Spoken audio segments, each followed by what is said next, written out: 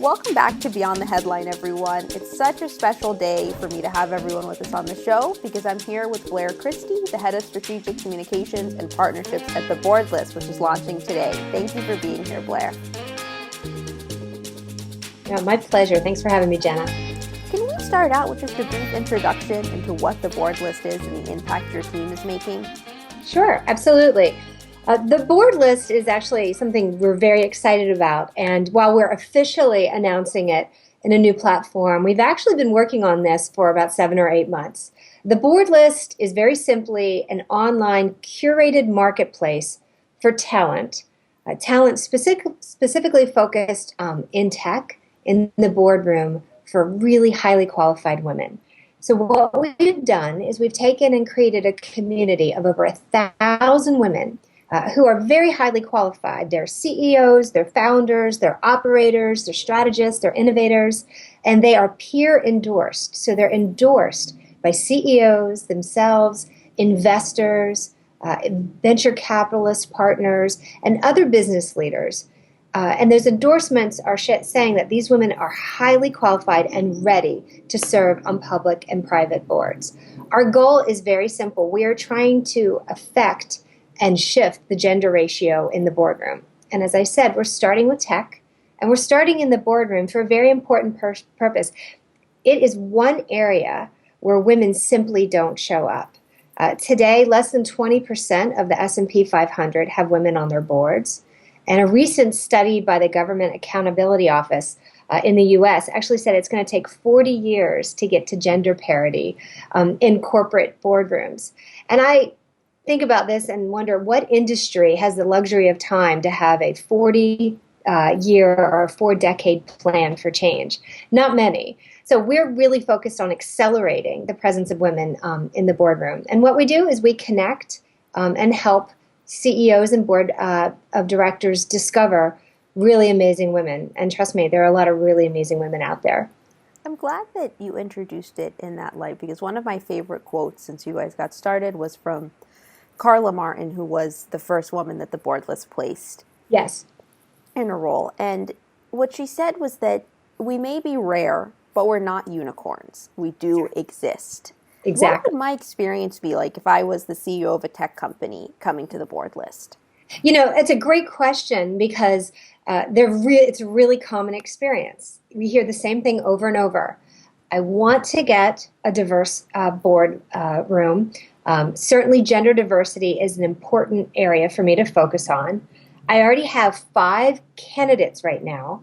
They're all men, and it's going to take me longer to find women. I just can't find a pool of women who are qualified. And it's really a misnomer because, in fact, they're everywhere. And as Karla said, we can prove there's thousands of qualified women that are out there. The CEOs today are just having a really difficult time discovering these women and then connecting. I guarantee you, if they go to a recruiter, they're going to end up with the same 10 names of incredible women, but women who only have 7 days a week to offer to board service on top of their 10 other jobs. So today we're working with CEOs, we're working with venture capitalists. We have almost 50 venture capitalist partners who have a really broad portfolio of companies to help them discover and connect with these highly qualified women, again, who are already endorsed. About 30% of our community of qualified candidates already have board service. So they are absolutely ready and know what it takes to be on a private or a public board. And we're working with these CEOs to make sure they can connect. And then those CEOs and board of directors will do what they do best, establish the chemistry, determine the right fit.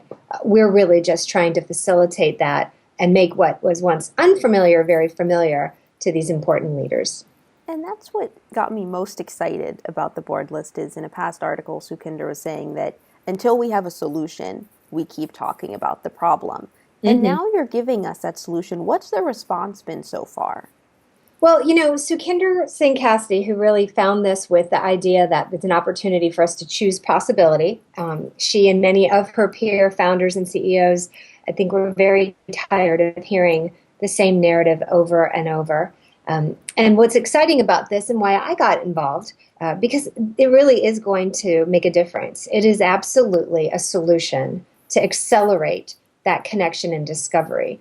I think it's very powerful that we're using the technology we're using today. Truth be told, there are many groups doing phenomenal work trying to address the same issue, the same challenge of gender diversity in the boardroom. And what I'm excited about the board list in particular, it's rather unique because it's using technology to scale and to accelerate in a way that, frankly, we just haven't seen happen before. So it's one of many ways to go about it, but it is absolutely a solution. We've had a board placement. You referenced Karla Martin and the challenged team there. They're very pleased with the work that we did with them and the incredible value Karla's brought to their board. We have over 40 searches underway right now. About 30% of them are private and about 30% of them are public. So it really is a broad span of the types of searches and the types of moments in time that companies are looking for the board additions as they move forward. But it's a great solution. It's something that we hope will attract even more searches going forward so that we can really accelerate this and not take those 40 years to hit some sort of parity or balance in the boardroom. And I think what's so important is that it starts out during the early days of a company. Susan Lin and Sukhinder had another great post about this that really opened my eyes to it. Those first 4 years, there's so much uncertainty from who should I hire, to what wording am I going to use on my website, and you want to have people to call on. But a lot of times, your board ends up being your investors, which are characteristically male. Can you highlight the importance of starting this out, within those first couple of years? Well, there's a tremendous amount of data that speaks to the fact that diverse teams at any level, be it the boardroom, be it a product management team, be it a marketing team, diverse teams bring and drive higher and more and a stronger business performance. So stepping back from there, it's just a proven fact. Most CEOs I know want to drive their business performance. So it's a wonderful mix. Now, when it comes to the very early stages of a company, what's important to remember is that we attract and hang out with people who are like us, right? Whether they look like us, have the same backgrounds, come from the same areas, the same stage in life. So it's really important for younger companies to think about the foundation they're building because chances are that foundation is going to be a reflection of their future. So bringing diverse leaders and team members in early on has a really positive multiplier effect when they go to attract and hire employees going forward. If you're already at a couple hundred employees and that employee base looks very homogenous, chances are you're going to have a much greater challenge in bringing in new ideas, a diverse employee base. But starting early is very significant. The second point I would make, particularly when you talk about a board, is that bringing an independent board member in early does, in fact, bring in a set of experiences that you can really value. Operators have had the same struggles, the same challenges. Right? In my role as CMO, right, I understood what it meant to shift or re-energize a brand. I've had some successes and I've already had some challenges that I can then share with companies so either they learn from it, don't repeat it, or connect. And so there's a real value there that just an investor board composition may not bring to the table. Investors bring a lot of value and they're absolutely required because they've seen the movie before. But operators and independents, from an independent perspective, can bring a lot of value as well. And frankly, private companies, their leaders are so busy trying to build, sometimes it's easy to miss that and wait until you're much farther along, maybe in your Series D, E, or F fundraising before you think about an independent board member. Well, it made a lot of sense to me, too, is my generation, the generation before me, it almost feels like a responsibility to do this and to do this right. Because if we can embrace that solution, hopefully we won't need to even be having a conversation like this and not have to wait 4 decades. Right. So I think what's important to realize is that without a doubt, we want one outcome, right? We want a higher degree of business performance, greater degree of success, more opportunity for our companies. And in order to do that, you just need the best candidate. right? And it doesn't matter what that candidate, or it shouldn't matter whether that candidate is a male or a female, or where they've come from, where they were born, what is their race or their ethnicity. But the challenge is today, to find that best candidate, we don't necessarily have the tools to really know what is out there. They're unfamiliar to us. And really the goal that we're trying to drive is simply to make that discovery easier, more efficient, and accelerate. And I think we do have a commitment, and we need to make commitment to ourselves to strive for a diverse candidate pool. But at the end of the day, we really want to strive for the best candidates. We just don't always know where they are.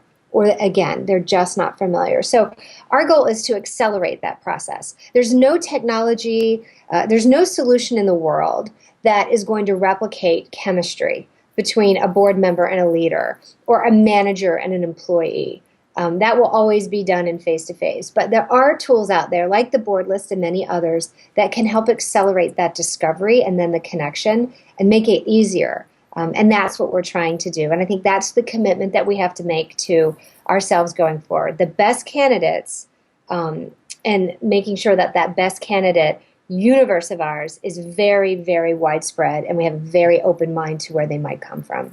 Does that make sense? It makes perfect sense. And as it highlights that solution, there's so much benefit and value for a company coming in to use the board list. So I'd love to talk about how others can get involved. For your endorsing members, why is this a great calling for them to share their insights? Right. Well, there are many, many people who are passionate about this topic. As many women as there are men, and as many male leaders as there are women leaders. To be an endorser, which is really the core of this solution, because the value in what we're bringing is a set of highly qualified women who are endorsed, who are known entities, who bring a specific set of qualifications to the table that their endorsers know best. Sometimes that was their previous manager or leader. Sometimes it was a colleague, but they've worked with them. So endorsers play a huge role in furthering the journey and furthering the cause, really trying to drive a gender balance. So if people want to get involved, first as an endorser, they can literally fill out a 5-minute Google form and give us the names, the background, the superpowers of a candidate, and we can get them into the tool, get them into the community, so those candidates can update their profile, make sure that they are being presented in the most powerful way, in the most thorough way possible. And then the board searches need to come. So the second way people can get involved is if they are a CEO or a founder or a board member, to come to the board list and search for candidates. We can get you set up as a searcher. It's all credentialed. It's a very trusted, a very, I would say, secure environment. You can't just go search people any old day. You need to set up a search, and we can help you do that. And it's very easy to use, and you'll come back with a really strong, powerful list of candidates who could add value to your board. Does that make sense too? It makes great sense. What I was most excited to ask about selfishly is for someone who's in my shoes, who is probably not ready to be on a board yet or an endorsing member, what role can I play and the outer community play to really support this and feel like we're a part of it too?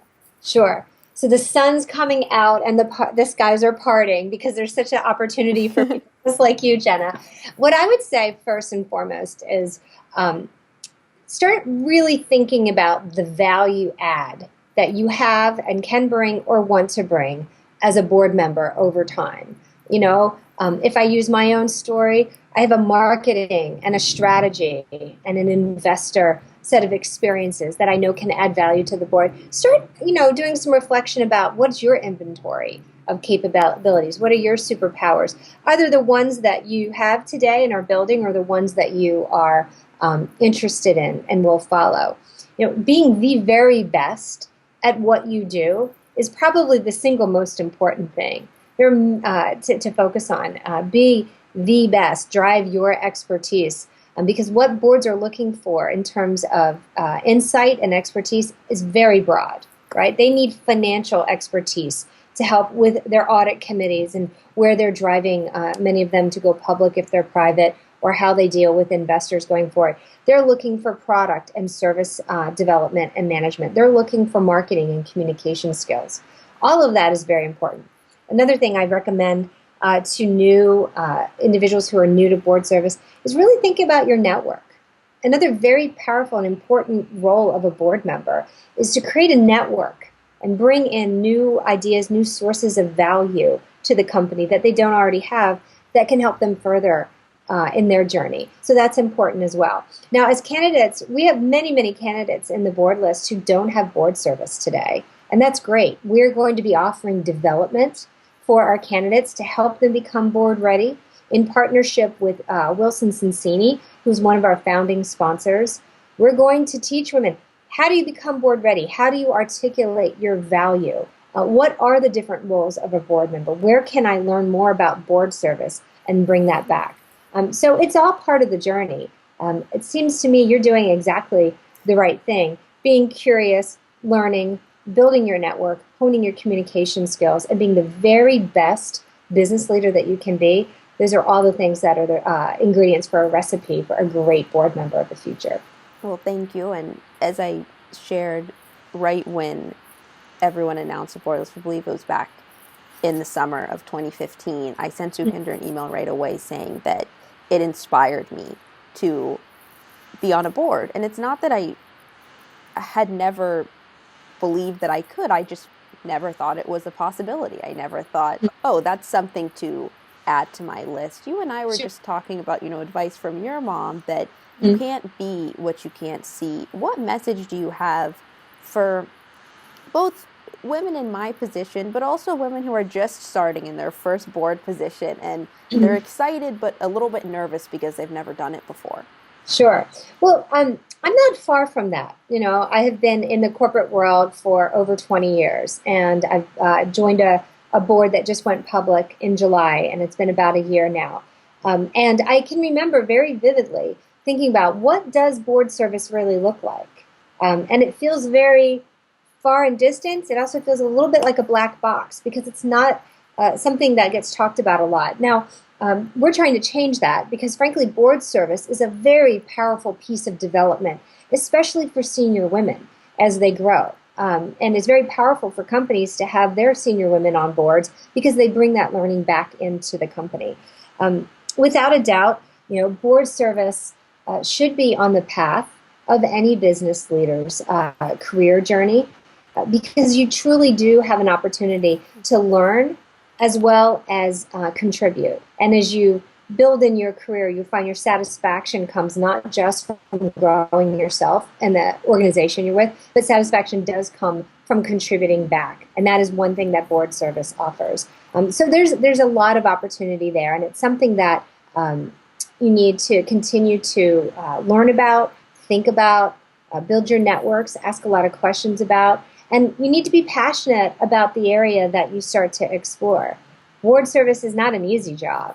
The responsibilities are significant. The time commitment, it's not your day job. So if you're if you're on a board or you're committed to board service, that means you're taking away from something else you'd be doing in your personal time, because quite often that's what it comes into. So you need to be passionate about it. So thinking about the industries, I thought about, what industries am I excited about? Where do I feel that I can do the 50-50?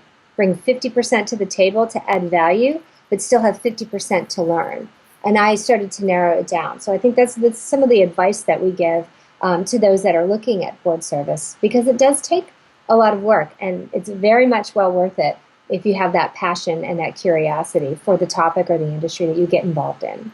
It's great advice, and now I know exactly what I'm doing tonight as I work to outline 50-50. as I try to think of my 50-50. Before we go, Blair, as we think of a long-term vision for the board list and your team's goals, for you personally, what does this mean to you? Well, again, I was quite inspired by this and got involved, even though this is not a full-time job for me, because I feel so passionately that we are actually going to make a difference. I myself have been involved in many, many, many conversations about gender diversity, gender imbalance, and gender parity. But most of those conversations were around why there's an issue. And most recently, I've been a little fatigued by the conversation of why, because I think we've dissected that enough. There's many reasons for it, and it's very, very personal. Women have much more complex variables in their lives, and so there's many reasons why we see the gender imbalance at many levels. But what was exciting about this, and what I believe the long-term vision drives, is the fact that this is a solution, and that is why I've gotten involved, because it is actually taking a step of action toward solving the problem. And it's doing that with an ecosystem. It's not just a group at the Boardlist pulling a list of women's names together. It's CEOs, it's venture capitalists, it's broader investors, it's business leaders, and the women themselves coming together in a community to connect and move forward. And that is what is so powerful and inspiring by it. So for us, we'd love to see us break that 40-year number to 20, right? We'd love to see even the U.S. hit the 30% or more that the U.K. is on such a really strong track to do. But at the end of the day, regardless whether the change comes through the Boardlist or many of the other solutions out there, as long as we see the gender ratio shift in a positive way on a more accelerated basis, we know we're making some progress. And I have a tremendous amount of faith that that's exactly what's going to happen in the coming years. Well, I'm so excited to see what 2016 is going to hold for your team and beyond as we further this conversation and really start to see it manifest, which I think will be so exciting for everyone. I can't thank you enough for taking the time to share everything with us. As individuals are tuning in, what's the best way they can get involved and learn more? Sure. Well, first, go to theBoardlist.com. That is where you're going to find more information about us, our community, our widespread set of corporate partners and sponsors and others, so that you get a feeling that this is truly credible and we are actually going to move the needle. The second would be get in touch with us, whether you fit the profile of a candidate or an endorser, or if you have a board that you're ready to really think about gender diversity, whether you're ready to fill a spot or not. Pipelining and learning and meeting and networking is really important. So that's key. You can follow us on Twitter. You can follow us, hashtag Choose Possibility. There's lots of work that we're doing. I see this as the first project of many to come around this topic, given the community and the ecosystem we're building. So follow us, stay tuned, and let us know what you think we can do and what we can do together to really affect gender diversity and the imbalance we're seeing going forward. Fantastic. Thank you so much. Great. Thanks, Jenna. I appreciate it.